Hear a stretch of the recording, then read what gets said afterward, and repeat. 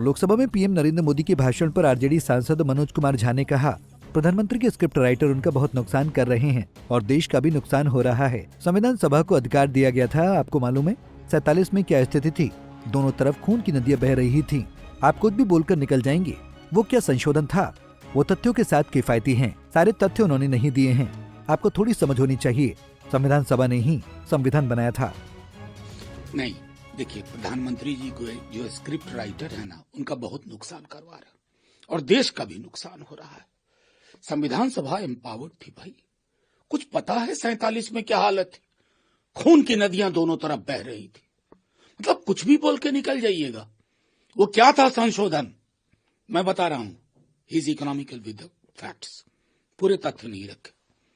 जो हमारे vulnerable groups हैं, SC ST के लिए, तो राइट टू इक्वालिटी में वो प्रोविजन चेंज किया गया कि nothing in this article shall stop the state from making special provision.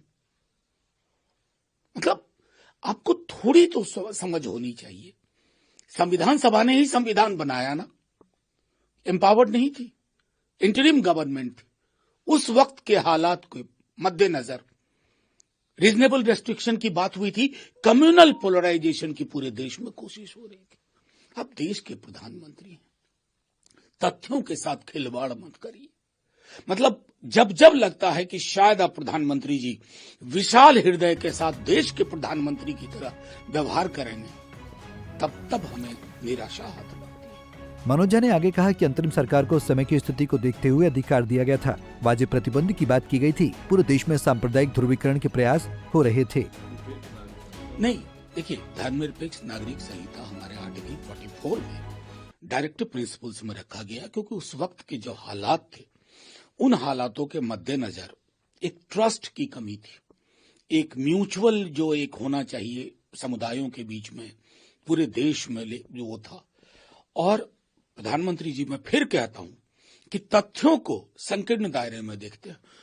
Article 44 में है यूनिफॉर्म सिविल कोड, लेकिन उससे पहले है आर्टिकल 39 कॉन्सेंट्रेशन ऑफ वेल्थ को लेकर के।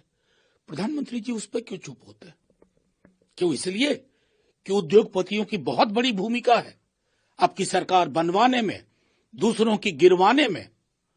तो अगर 44 तक पहुंचना चाहते हैं तो 39 रास्ते में पड़ता है। आर्टिकल 39 क्लॉज C प्रधानमंत्री जी गौर से देखिए, वो कहता क्या है?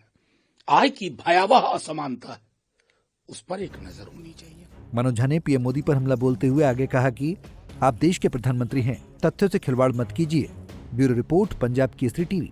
हमसे जुड़े रहने के लिए हमारे YouTube चैनल को सब्सक्राइब करें और नई वीडियो की नोटिफिकेशन के लिए बेल आइकॉन को दबाएं।